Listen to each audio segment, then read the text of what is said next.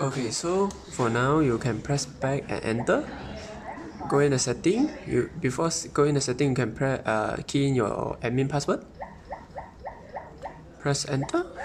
Okay. After that, you can see number 1, add user. Okay, add normal user. Okay, and then you can see number 4, add remote. Press 4. Okay. Okay, so for now, you can go to your gate, put your fingerprint or password, unlock, and then you go back to a door. Okay, add successfully. So already done. So you can exit your setting, put your password,